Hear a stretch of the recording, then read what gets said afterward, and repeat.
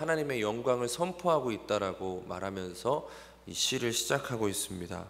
창조 세계의 놀라움과 그 정확한 질서 가운데 존재하는 모든 것들이 하나님께서 하신 일임을 고백하고 있는 것입니다.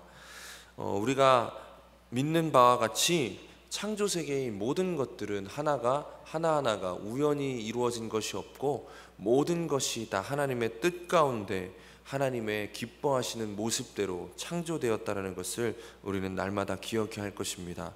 다윗이 지금 고백하는 것처럼 우리가 이 하나님을, 이 우주의 아름다움을 만드신 그 창조주이심을 고백하게 될 때 우리는 그 가운데서 그분의 선하심과 또 그분의 인자하심과 그분의 놀라우신 그 계획들을 발견하고 믿을 수 있게 되어질 것입니다.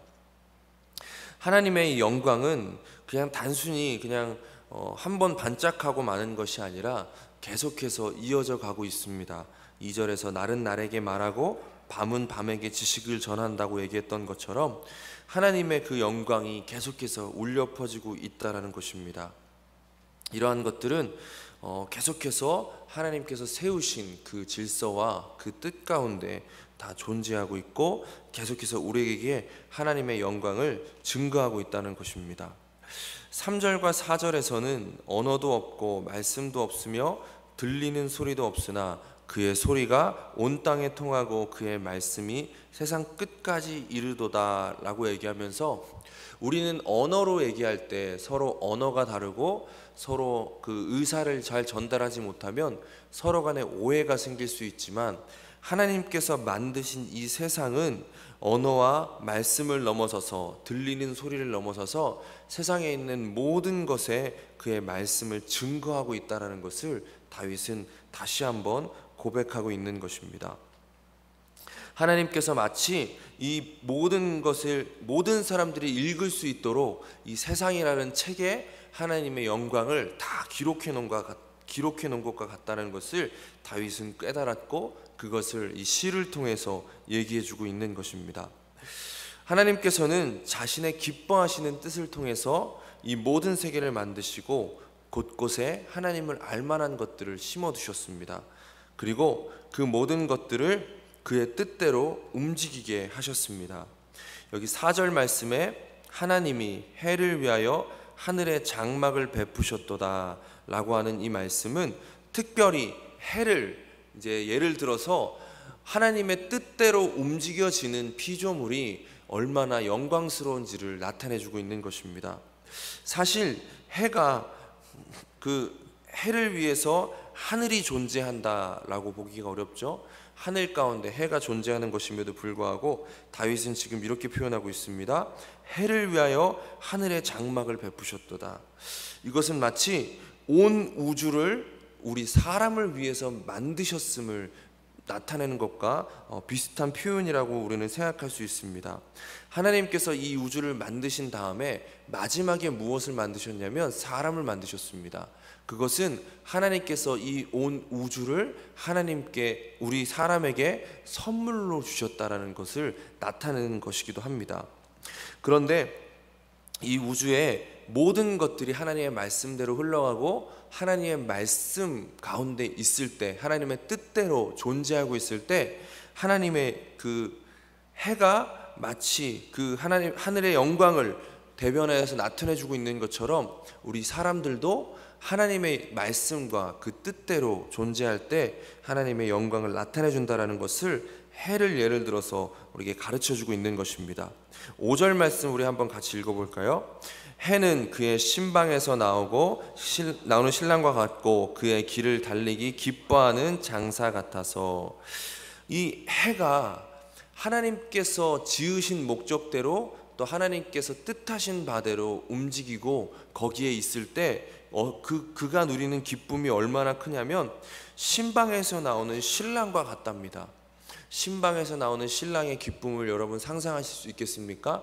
그 모든 것을 다 얻은 것과 같은 그 기쁨이 이 해에게 있다라는 것이죠. 그리고 그가 동에서 서에 이르기까지 매일매일 같은 그 길을 가지만 그게 마치 그의 길을 달리기 기뻐하는 장사와 같다라고 얘기하면서 자신에게 맡겨진 역할을 잘 감당하고 있을 때 이 하늘에서 나오는 그 해에게서 나오는 그 열기와 그 온화한 빛을 이 온 땅을 비춰주는 것과 마찬가지로 하나님께서 지으신 창조물들이 하나님의 뜻대로 거할 때 이 하늘은, 이 모든 세계는 하나님의 영광을 나타내주고 있다는 것을 다윗은 미리 말해주고 있습니다. 그러면서 다윗이 지금 우리에게 가르쳐주고 싶은 것이 무엇이냐, 단순히 이 온 피조물의 세계가 하나님의 뜻대로 움직일 때 하나님의 영광을 나타내 준다라는 것만이 아니라 우리 사람이 마찬가지로 하나님의 뜻, 특별히 여기서 율법 가운데 거하게 될 때에 우리가 그 해가 누렸던 기쁨을 우리 또한 누리게 되어진다는 것을 가르쳐주고 있는 것입니다. 사실 생각해보면 이 땅의 모든 것들, 모든 피조물들은 다 하나님의 뜻한 바대로 움직여지고 있습니다. 그 중에 유일하게 사람만, 하나님의 형상으로 창조되었다고 하는 그 사람만 자기의 뜻대로 움직이고 있는 것이죠. 이 자기의 뜻대로 움직이게 되어진 이유가 무엇이죠? 죄로 인하여서 그런 것이죠. 그런데 하나님께서는 이 모든 것들을 다시 회복하시기 위해서 예수 그리스도를 이 땅에 보내시고, 이제 하나님의 자녀된 우리들은 창조된 목적에 맞게 다시 원래의 모습대로 창조물들이 하나님의 말씀대로 살아가서 하나님의 말씀대로 존재해서 하나님의 영광을 온 땅 곳곳에 나타내고 있는 것과 마찬가지로 이제 죄악에서 건짐받아 새롭게 되어 하나님의 자녀가 된 우리들도 다시 하나님의 뜻대로 행하여서 하나님의 영광을 나타낼 수 있는 존재가 되게 하셨다라는 것입니다. 그래서 다윗은 이것을 깨달아 알아서 율법대로 행하는 것이 얼마나 기쁜 것인가를 다시 한번 말씀해주고 있는 것입니다. 7절부터 계속해서 얘기해주고 있는데 우리 7절과 8절을 한번 읽어보겠습니다.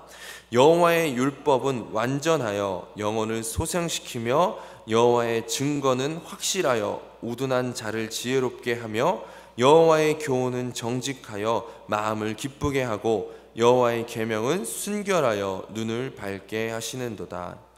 하나님의 이러한 율법, 여러분 율법은 무엇이냐면 하나님의 뜻이 무엇인지를 명확하게 그리고 집약적으로 우리에게 보여주는 것입니다. 이 모든 창조 세계가 하나님의 말씀을 증거하고 있는데 특별히 사람에게는 하나님의 율법 그리고 말씀을 주셔서 하나님의 뜻이 무엇인지를 우리 가운데 주셨습니다. 이 세상이 죄악 가운데 물들고 우리가 죄악으로 인해서 오염됨으로 말미암아 우리가 구원받았음에도 불구하고 이 온 세상에 나타난 하나님의 뜻을 분명히 알 수가 없는 상태 가운데 놓이게 되었습니다. 죄악 가운데 있는 인간은 말할 것도 없고요.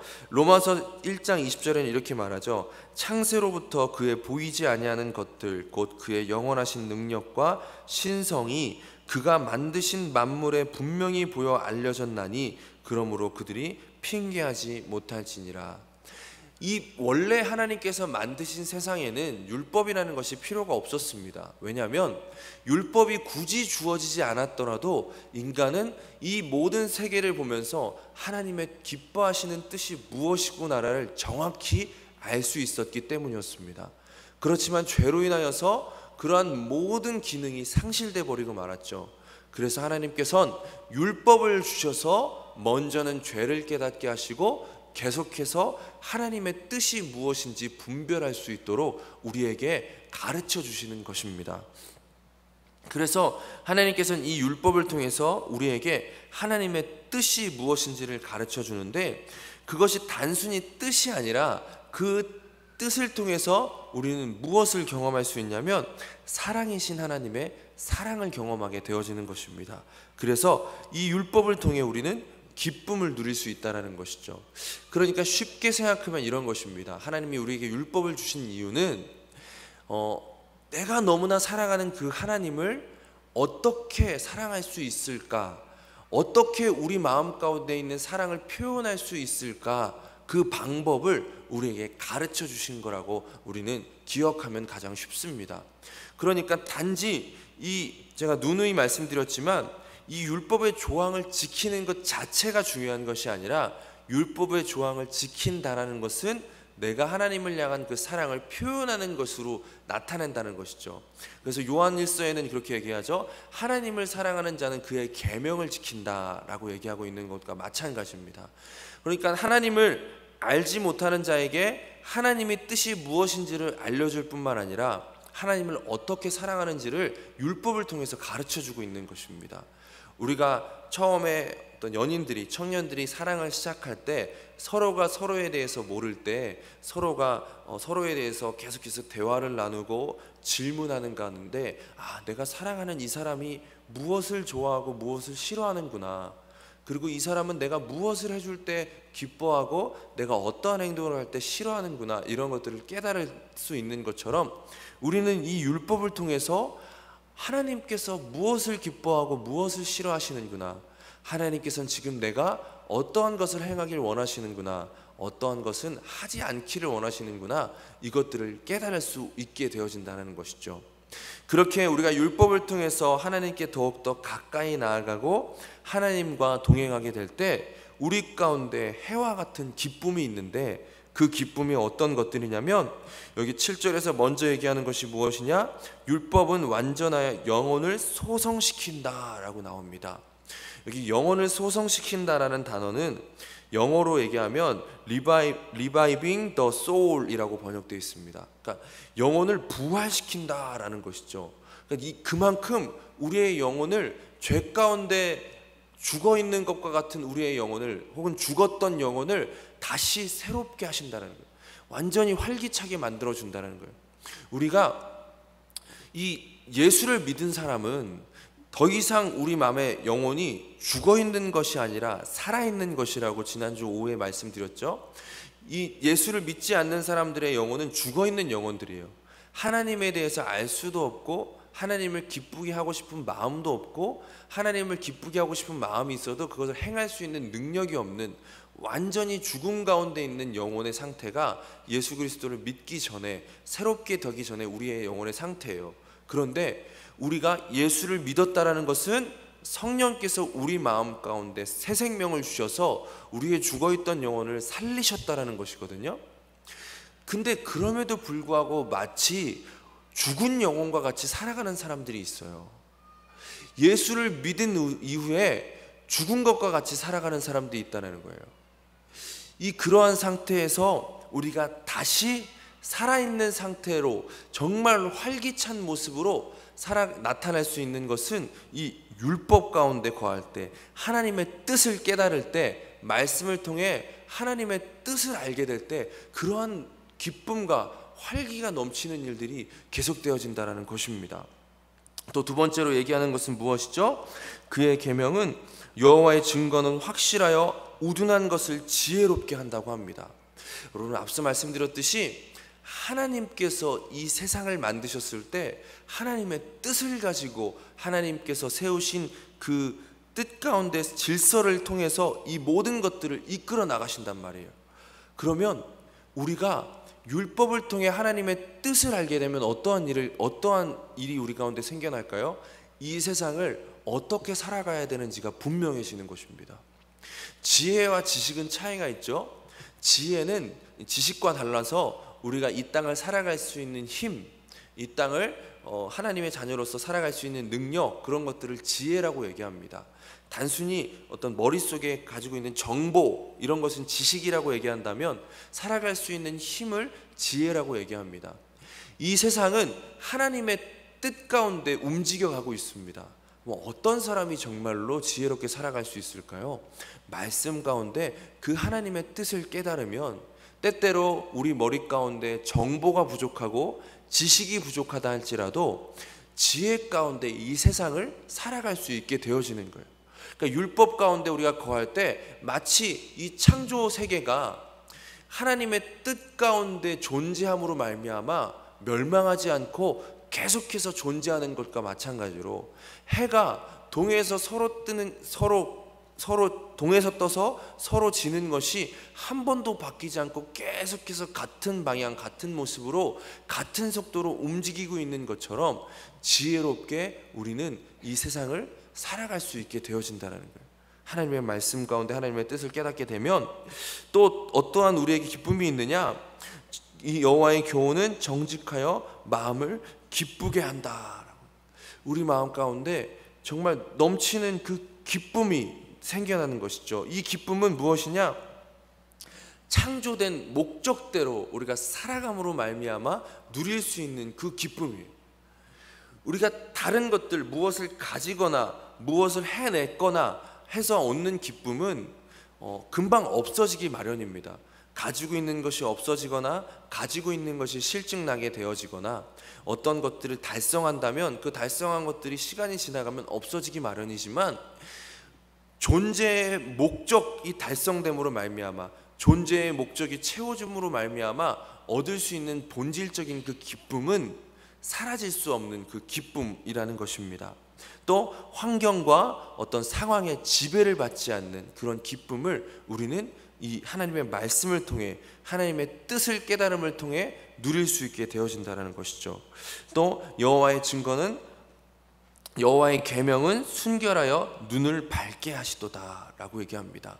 우리가 이 세상을 살아갈 때에 더 이상 우리가 죄악 가운데 또 가리워진 상태 가운데 세상을 바라보는 것이 아니라 이 눈이 밝아져서 우리가 어떠한 길로 행해야 될지 또 무엇이 정말로 참된 것인지 무엇이 정말 하나님이 기뻐하시는 것인지 어디에 영광이 있는지를 볼 수 있는 그러한 기쁨이 그러한 축복이 우리 가운데 넘쳐난다는 것입니다. 다윗은 이러한 놀라운 말씀의 그런 놀라운 것들을 이 두 구절을 가지고 얘기합니다.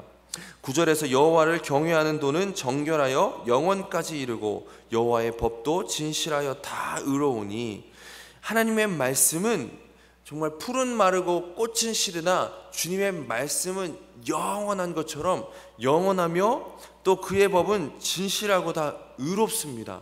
의롭다라는 것은 결코 부인할 수가 없다라는 것이거든요. 심지어 악한 죄인들도 심판의 날에 결코 하나님을 원망할 수가 없다라는 것입니다. 그럼 지옥에는 하나님을 원망하는 사람들이 아무도 없다라는 것을 여러분 기억하시기 바랍니다. 이게 무슨 얘기냐면 그 심판의 날에 하나님의 그 의로우신 그 법이 분명하게 드러남으로 말미암아 지옥에 가는 사람들은 이런 마음을 느끼게 될 거예요. 아, 하나님 억울해요. 이게 아니라 하나님의 부인할 수 없는 그 의로우신 법 앞에 내가 왜 그렇게 살았을까? 자기 자신을 한탄하며 영원토록 슬퍼하는 것이 지옥이란 말이에요. 그러니까 악인들조차 부인할 수 없는 그 의로우심이 말씀 가운데 드러났다는 것이죠. 다윗은 이러한 놀라운 말씀과 이러한 놀라운 율법을 이렇게 표현합니다. 우리 10절 말씀 한번 읽어보겠습니다. 금 곧 많은 순금보다 더 사모할 것이며 꿀과 송이꿀보다 더 달도다. 여러분, 이때 당시의 순금은 지금 얻을 수 있는 순금보다 훨씬 더 가치가 있는 것이라는 것을 기억하시기 바랍니다. 지금은 뭐 어떤 기계적인 시스템을 통해서 순금을 얻어내는 것이 그때보다 상당히 수월하지만 이때 당시에는 대장간에서 계속 치고 불에 넣고 두들기고 이런 계속해서의 정제되는 과정을 통해서 얻어낼 수 있는 것이 순금이었습니다. 얼마나 가치 있는 것이었습니까? 또 꿀, 그냥 조금 먹는 꿀이 아니라 그 꿀송이 있는 모든 것과 같은 그런 기쁨이 말씀을 통해서 있다라는 것이죠. 여러분, 말씀과 가까이 하고 계십니까? 말씀을 통해서 이런 기쁨을 누리고 계십니까? 사실 제가 이 말씀이 주는 기쁨에 대해서 좀 빠르게 이야기했는데 항상 그런 것 같아요. 우리가 어떤 물건을 이제 광고를 들을 때 그런 게 있잖아요. 이 물건이 여기 컵이 있습니다. 이 컵이 정말 좋습니다. 이 컵으로 물을 마시면 참 너무나 좋습니다. 막 그러면 사람들이 고개를 끄덕거려요. 근데 정작 이 컵을 사지 않으면, 이 컵을 주는 물을 마셔보지 않으면 그 고개를 끄덕거리는 것이 의미가 있습니까? 없습니까? 없는 것이죠. 우리는 교회 안에서 이 말씀이 주는 이익에 대해서 너무나 많이 들었어요. 말씀이 주는 그 즐거움과 기쁨에 대해서 항상 많이 들었어요. 근데 문제는 뭐냐면 정작 말씀을 읽지 않는다는 것입니다. 말씀을 읽으면 이러한 기쁨이 있습니다. 말씀 가운데 하나님께서 우리의 영혼을 소생시킵니다. 이렇게 얘기를 아무리 해도 말씀을 읽지 않으면 그것을 알 수가 없는 것이죠. 특별히 저는 어떤 사역을 하는 가운데 말씀을 읽지 않는 몇 가지 이유에 대해서 참 생각을 해보게 됐습니다. 그런데 그 중에 가장 큰 원인 중에 하나가 무엇이냐면 말씀을 말씀으로 보지 않고 말씀 자체에 어떤 능력이 있는 것으로 본다는 것이에요. 조금 이해하기가 힘드시죠? 이게 뭐냐면 말씀을 하나님의 말씀으로 보지 않고 말씀이 자체가 어떤 신비한 능력을 가지고 있다고 생각하는 거예요.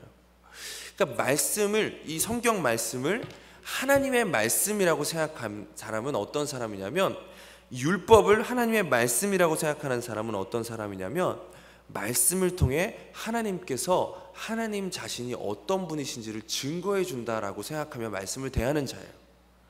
그리고 두 번째로 말씀 자체에 신비한 능력이 있다라고 보는 사람은 말씀을 통해서 하나님을 깨닫는 것이 아니라 이 말씀 자체가 주는 어떤 신비한 힘을 기대하는 것이죠. 마치 불경을 외우는 것과 마찬가지고, 무당이 부적을 대하는 것과 마찬가지고, 마술사가 마법책을 읽는 것과 마찬가지로 말씀이 마치 주문과 같아서 이 말씀을 많이 읽고 이 말씀을 암송을 많이 하고 있으면 내 삶에 신비한 일이 일어날 거야 라고 생각하는 사람들이 의외로 많이 있다는 것이죠. 여러분, 이 말씀은 정말 말 그대로 말씀이에요. 하나님의 말씀. 그러니까 이 말씀 자체보다 하나님께서 이 말씀을 통해 무엇을 나타내시는가 하는 것이 더 중요하다는 것입니다. 그래서 이 말씀 자체에 주목하고 말씀 자체에 어떤 신비한 능력을 기대하는 사람들의 특징은 어떤 것이냐면, 말씀을 읽으면서 내가 좋아하는 구절에만 줄을 치고 나에게 어떤 와닿는 말씀에만 막 말씀만 암송하고 그것들만 찾아가는 거예요. 나중에 한번 이렇게 그 성경책을 한번 둘러보시면서 내가 어떤 말씀들에 줄을 그고 있었나 한번 생각해 보시면 참 좋아요.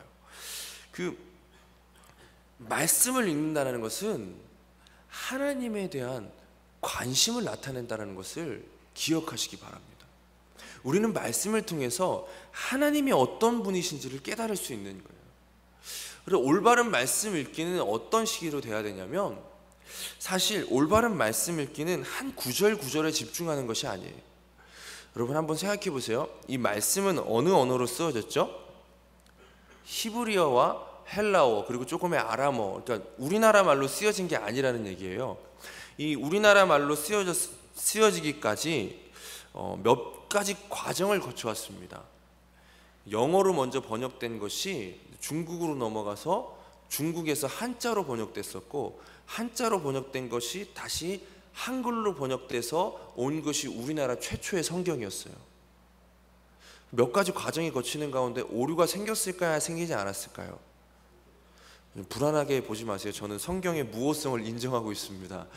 제가 말씀드린 오류는 번역상에 약간의 어떤 오해의 소지가 있을 수 있는 것들이 있는데, 물론 그것을 우리가 걱정할 필요는 없어요. 왜냐하면 비유로 들면 이래요. 큰 물살 가운데 조그만 조약돌 같은 거예요.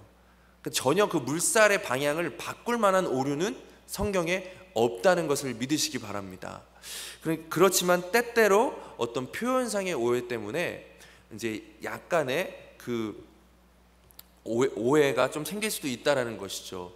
그러니까 한 구절 자체에 집중하게 되면 어떤 현상이 발생될까요?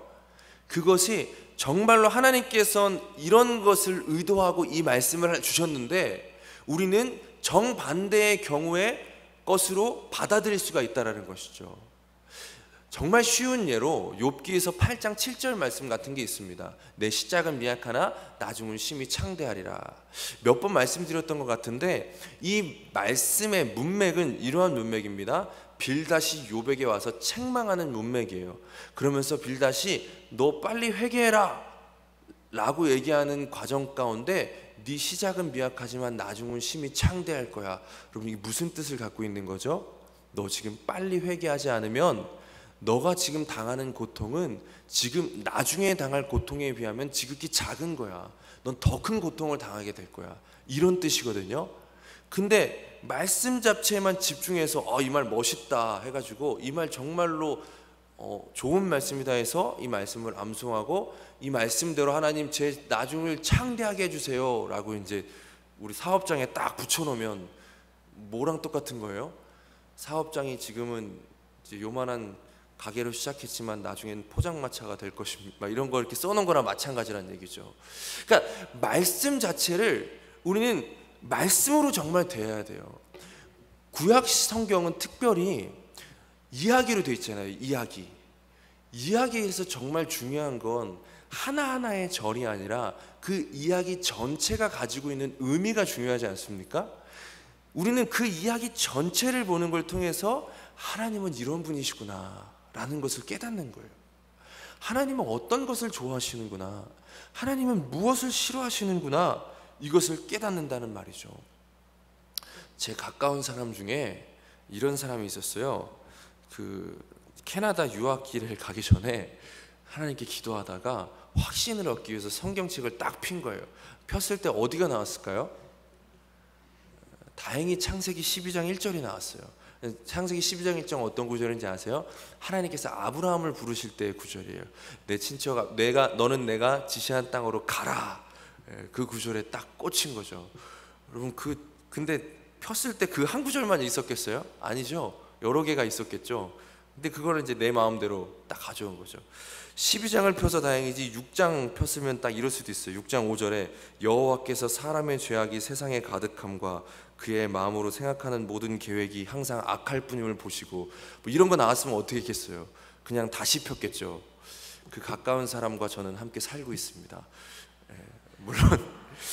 물론 지금은 안 그러니까 너무 그러지 마시고요. 그렇게 우리가 성경을 대할 때가 참 많이 있다는 거예요. 성경을 하나님의 말씀으로 대하고 이 성경을 통해서 하나님의 뜻하신 바가 무엇인가를 깨달아 알아야 거기에 정말 참된 기쁨이 있는 것이거든요. 거기에 참된 기쁨이 있어요. 하나님의 뜻이 무엇인지를 아는 사람이 정말로 이 인생 가운데 큰 기쁨을 누리게 된다는 거예요. 여러분, 엠마오로 가던 두 제자를 기억하시죠? 엠마오로 가던 두 제자가 누가복음 24장에 보면 엠마오로 가던 두 제자에 대한 얘기가 나오는데, 그 두 제자는 예수님 곁에서 예수님께서 하신 말씀을 너무나 많이 알고 있었고 너무나 많이 들었던 사람이었습니다. 그런데 예수님께서 돌아가시고 난 후에 그들은 그 죽으심의 의미를 분명히 알지 못했어요. 심지어 부활하시고 난 이후에도 그들은 그것을 깨닫지 못해서 그들의 마음은, 그들의 영혼은 죽은 영혼과 같이 되어서 엠마오로 내려가고 있었단 말이에요. 그때 부활하신 예수님께서 찾아오셔서 그들에게 이 말씀의 의미에 대해서 제대로 설명해 주셨을 때 그들의 마음에 어떻게 됐어요? 그들의 마음이 뜨거워졌다라고 나왔어요. 뜨거워졌다. 그리고 그들의 눈이 밝히 보여지기 시작한 거예요. 그들의 영혼이 솟아나게 되고 그들이 다시 예루살렘으로 돌아가게 되어지는 것이죠. 그때야 비로소 하나님의 말씀이 무엇인지를 깨닫게 되어지는 거예요. 말씀을 아무리 많이 읽어도, 말씀을 100번 읽으면 기적이 일어난다, 여러분 그런 거 없어요. 말씀을 많이 읽는 것은 중요해요. 왜요? 말씀을 많이 읽는다는 건 그만큼 하나님께 관심이 있는다는 거거든요. 그만큼 하나님의 뜻을 알고자 하는 마음이 내 마음 가운데 있다는 것이거든요. 그만큼 하나님께 가까이 나아갈 수 있다는 것이거든요. 그래서 말씀을 많이 읽는 것은 중요하지만 말씀을 많이 읽는다고 어떠한 신비한 능력이 생기는 것은 아니라는 것이죠. 자꾸 말씀을 이상하게 오해하시면 안 됩니다. 우리 한 가지 또 예를 들어서 보겠습니다. 여호수아 1장 말씀 한번 같이 펴보겠습니다. 여호수아 1장 말씀 우리 보면 2절 말씀 같이 한번 읽어보겠습니다. 여호수아 1장 2절 말씀 같이 읽어보겠습니다. 내 종 모세가 죽었으니 이제 너는 이 모든 백성과 더불어 일어나 요단을 건너 내가 그들 곧 이스라엘 자손에게 주는 그 땅으로 가라. 여러분 보세요. 모세를 이어서 여호수아가 이스라엘의 수장이 되었을 때 하나님께서는 약속을 주셨습니다. 그 약속이 무엇이냐면 내가 너에게 이 가나안 땅을 주었다라는 것입니다. 그리고 그 땅으로 가라라는 것이에요. 3절에 뭐라 그러니까 내가 모세에게 말한 바와 같이 너희 발바닥으로 밟는 것은 모두 내가 너희에게 주었노니라고 약속하고 있습니다. 그런데 밑에 보면 7절과 8절 말씀 한번 읽어보겠습니다. 오직 강하고 극히 담대하여 나의 종 모세가 내게 명령한 그 율법을 다 지켜 행하고 우로나 좌로나 치우치지 말라. 그리하면 어디로 가든지 형통하리니 이 율법책을 내 입에서 떠나지 말게 하며 주야로 그것을 묵상하여 그 안에 기록된 대로 다 지켜 행하라. 그리하면 내 길이 평탄하게 될 것이며 내가 형통하리라. 하나님께서 약속을 먼저 던져주신 다음에 그 다음에 뭐라고 말씀하시냐면 율법책을 내 입에서 떠나지 말게 하고 좌로나 우로나 치우치지 말고 계속해서 이 말씀을 묵상하라라고 얘기합니다. 왜 그렇게 얘기하실까요? 이것은 말씀을 많이 읽고 율법대로 너가 살아가면 그 땅을 주겠다라는 것이 아니에요. 여러분 분명히 기억하셔야 됩니다. 순서가 하나님께서 먼저 주었다가 먼저였고 그 다음에 말씀을 읽으라가 두 번째였어요. 이것은 무엇이냐면 말씀을 읽으면 말씀 가운데 거하고 말씀을 지켜 행하면 내가 가는 이 길이 하나님께서 주신 승리의 길임을 깨달을 수 있게 되어진다는 거예요. 우리 또한 마찬가지예요. 하나님께서 우리가 이 말씀을 지켜서 행할 때 우리를 천국 가운데 인도해 주신다 이렇게 얘기하지 않으셨습니다. 우리가 가야 될 그곳은 이미 정해졌고 하나님의 약속 가운데 우리가 나아가야 될 방향은 이미 고정되어 있어요. 이건 변하지 않는 거예요. 그런데 여호수아가 이 가나안 땅을 점령해 나갈 때 이미 얻었지만 그 점령해 가는 과정은 전쟁의 연속이었고 어려움과 힘듦의 연속이었습니다. 이미 주셨음에도 불구하고 그 주신 땅을 차지하는 것까지의 과정은 전쟁이 있었고 어려움이 있었고 속임이 있었다는 거예요. 그런데 그때에 우리가 하나님의 말씀을 붙잡고 나아가고 그 말씀대로 행하면서 나아가면 그런 전쟁 가운데 어려움 가운데 그런 속임 가운데 형통한 길을 찾으면서 나아갈 수 있다는 거예요. 더 정확하게 얘기하면 내가 가는 이 길이 형통한 길임을 깨달을 수 있게 해주신다는 거예요. 우리가 나아가야 될 그 천국까지 가는 그 길 가운데 우리 또한 마찬가지로 어려움도 겪고 힘든 일도 만나고 참 복잡한 상황 가운데 놓이게 되어집니다. 그런데 그때마다 내가 가는 이 길이 형통한 길임을 우리가 어디서 확인을 받을 수 있느냐?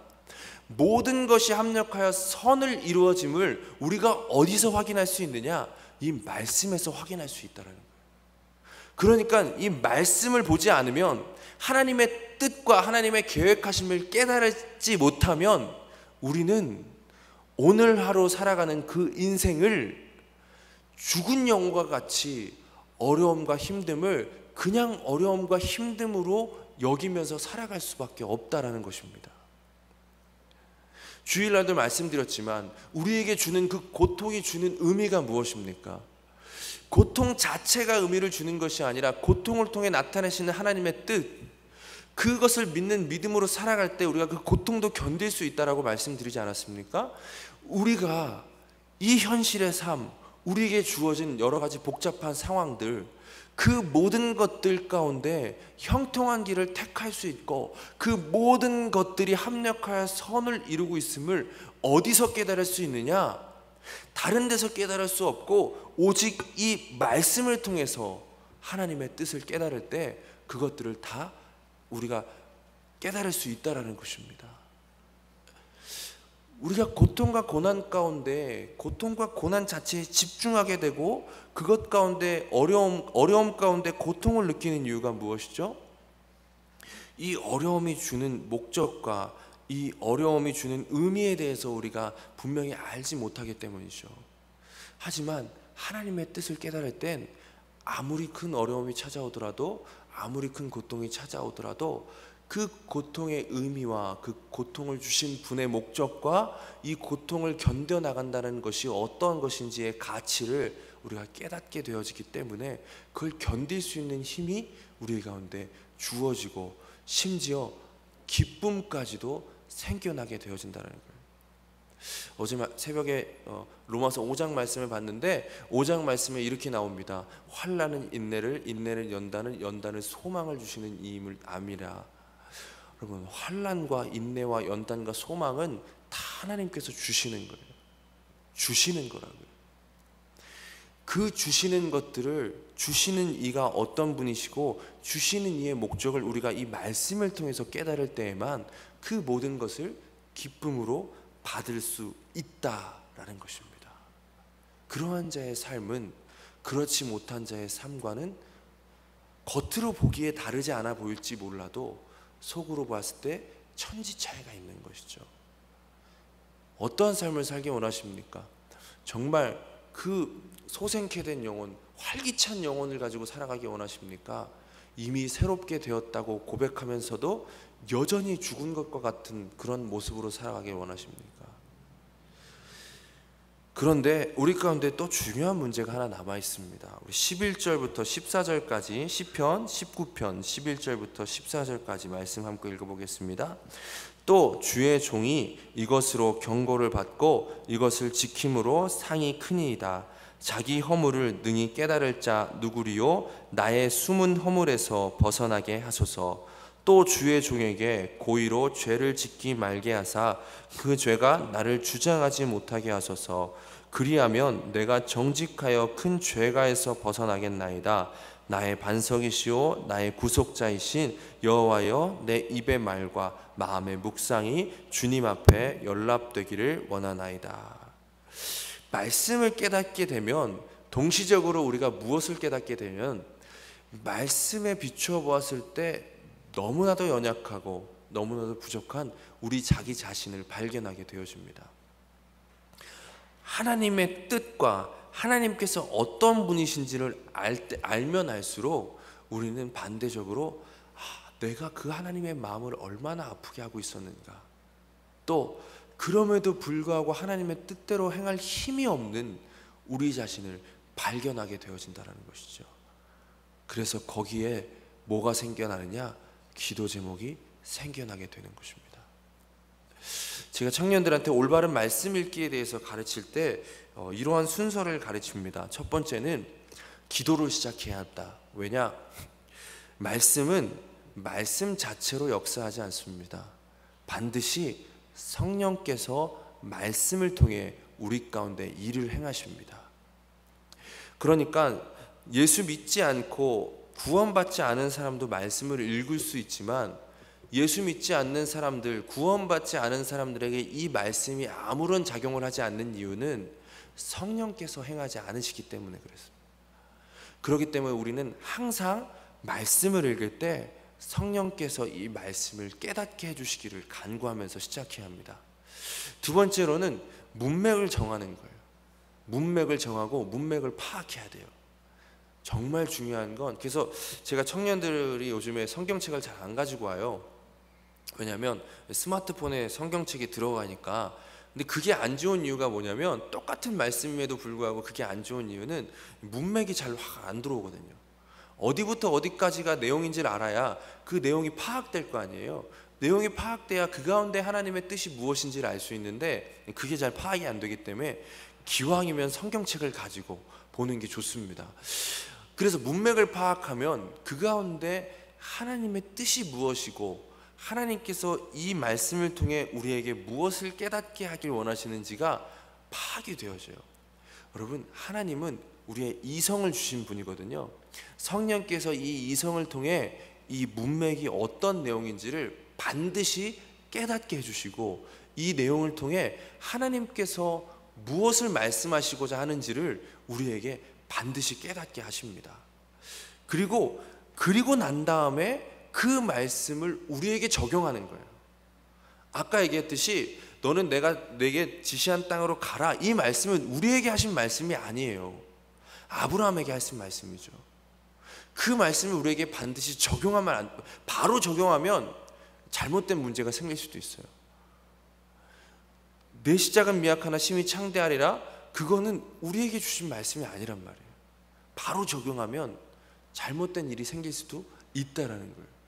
이 말씀을 하신 이유, 어떠한 맥락 가운데 이 말씀을 주셨는가, 왜 이 말씀이 아브라함에게 힘이 되었는가, 그것을 보고 난 다음에 그러면 나에게도 이 말씀이 힘이 될 수 있는가, 지금 하나님께서 나에게 말씀하시는 건 무엇인가 라는 것을 그 다음에 적용하는 거예요. 그러면 반드시 내 삶과 하나님의 말씀과의 차이가 우리 눈에 보이게 되어져요. 그럼 그게 뭐예요? 그게 기도 제목이라는 거죠. 오늘 다윗이 얘기했던 것처럼 다윗이 이 율법이 주는 기쁨과 율법이 주는 이 아름다움에 대해서 우리에게 얘기하고 난 다음에 곧장 이어서 이 하나님의 말씀 앞에 연약한 자신의 모습을 하나님께 가지고 나아가는 거예요. 주의 종이 이것으로 경고를 받고 이것을 지킴으로 상이 크나이다. 이것을 지킴으로 누릴 수 있는 그 상이 큼에도 불구하고 그것을 지킬 수 없는 자기 자신의 연약함. 우리가 하나님의 그 성령으로 말미암아 말씀을 깨닫고 그 말씀을 통해서 기쁨을 누림에도 불구하고 그 말씀대로 살아가지 못하는 우리 자신의 모습, 그걸 깨달음을 통해서 우리 마음 가운데 소망이 생겨나고 믿음이 생겨나고 기쁨이 기도 제목이 생겨나고, 그런 것들을 통해 하나님 앞에 나아갈 때 하나님께서 다시금 우리 마음 가운데 은혜가 무엇인지를 깨닫게 해주시고 그 은혜로 말미암아 기쁨을 회복해 주신다는 거예요. 그래서 우리는 말씀을 통해 우리 자신을 볼 수 있고 은혜를 통해 기쁨을 회복할 수 있다는 것입니다. 은혜가 무엇입니까? 그럼에도 불구하고 주시는 하나님의 사랑. 로마서 5장 8절에 우리가 아직 죄인 되었을 때에 그리스도께서 우리를 위하여 죽으심으로 하나님께서 우리에 대한 자기의 사랑을 확증하셨느니라. 그럼에도 불구하고 여전히 우리를 사랑하시고 그럼에도 불구하고 우리를 여전히 자녀라 부르시는 그 은혜를 깨닫게 되어져서, 하나님, 제가 다시 한번 해보겠습니다, 다시 한번 하나님 앞에 나아가기 원합니다 라는 소망이 우리 가운데 회복되어지고 그 안에 기쁨이 넘쳐나는 거예요. 제가 자주 쓰는 표현이 있습니다. 신앙생활을 하는 사람에게 기쁨이 없을 수는 없습니다. 신앙생활을 안 하기 때문에 기쁨이 없는 거예요. 신앙생활이 뭐예요? 말씀과 기도 생활이거든. 말씀을 보지 않기 때문에, 기도를 하지 않기 때문에, 말씀을 안 보면 기도할 게 없어요. 말씀을 보지 않는 사람의 기도 제목은 무엇입니까? 내 생활 가운데 필요만 구하는 거예요.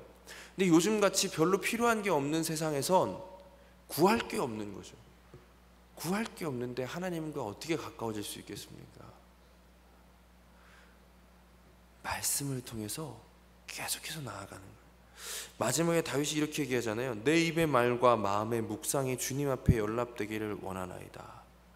단순히 이게 지금 제가 말하는 것 같은 이 말과 그냥 내 마음의 모든 생각을 의미한다면, 여러분, 우리가 하는 말의 모든 것이, 우리가 생각하는 모든 것을 하나님께서 연락하신다면 두렵지 않으십니까? 오늘 하루 살 때 얼마나 입에 담지 말아야 될 말들을 많이 했으며 품지 말아야 될 생각들이 얼마나 많았습니까? 다윗은 지금 그걸 얘기하는 것이 아니에요. 그 마음 가운데 있는 소원, 이 내 입의 말과 이 마음의 묵상이라는 것을 원어적으로 보면 작은 소리로 읊조리다라는 것의 의미도 가지고 있거든요. 그러니까 다윗이 이 율법을 대하는 가운데 그 마음 가운데 그 자신의 연약함으로 인하여서, 하나님, 저희가 고의로 죄를 짓게 말게 해주시고 죄가 저를 주장하지 못하게 해주시고 내가 정직해서 큰 죄가에서 벗어나게 하여 주시옵소서라는 그 소원이 그 마음 가운데 있었다는 거예요. 그냥 마지막 14절은 다윗의 기도라는 것이죠. 이렇게 하나님께 나아가는 것이 참된 하나님께 나아가는 자녀의 바른 모습이라는 것을 기억하시기 바랍니다. 우리가 이렇게 하나님께 나아가면 이렇게 말씀 가운데 거하고 이 말씀을 통해 하나님께 기도하며 나아갈 때 하나님께서 반드시 왜냐? 하나님은 살아계신 하나님이시기 때문에 그 하나님께 나아갈 때 반드시 기쁨이 회복되어지고 반드시 하나님을 깨닫게 되어질 것입니다. 이러한 은혜가 있기를 간절히 소망합니다. 우리 이 시간에 잠깐 같이 기도할 때 우리 그렇게 기도했으면 좋겠습니다. 하나님, 오늘도 말씀이 주는 유익과 왜 말씀이 중요한지에 대해서 우리가 깨닫게 되었습니다. 하나님, 그런데 또 그냥 귀로 들리고 흘리지 않게 하여 주시옵소서. 매번 귀로 듣고 매번 다짐하지만 하나님의 말씀 가운데 나아가지 못하는, 말씀을 정작 읽지 않냐는 연약한 우리를 불쌍히 여겨주시고, 또 말씀을 읽더라도 자꾸 잘못된 방법으로 말씀을 대했던 우리의 모습을 용서해 주시고 이제 말씀을 통해서 하나님과 더욱더 가까워지길 원합니다. 우리 시간 함께 기도하겠습니다.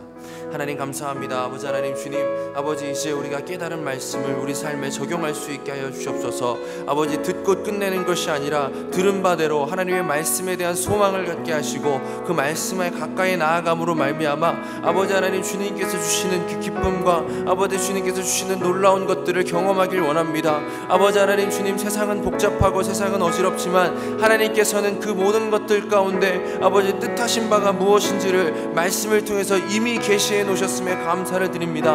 아버지, 우리가 그 말씀을 통해 하나님을 알게 하시고 아버지 또 말씀을 가운데 우리가 우리 자신을 발견하게 되어져서 하나님께 참된 모습으로 나아갈 수 있도록 우리를 붙들어 주시옵소서. 아버지 하나님, 주님만을 바라보기 원합니다. 주님만을 아버지 하나님 우리가 찾기를 원합니다. 주님을 더욱더 찾고 주님 앞에 더욱더 가까이 나아갈 때 그곳에 기쁨이 있음에도 불구하고 주님께 나아가지 못했던 우리의 모습을 용서해 주시고 아버지, 이제는 정말로 주님께 나아갈 수 있는 우리 모두가 되게 하여 주시옵소서.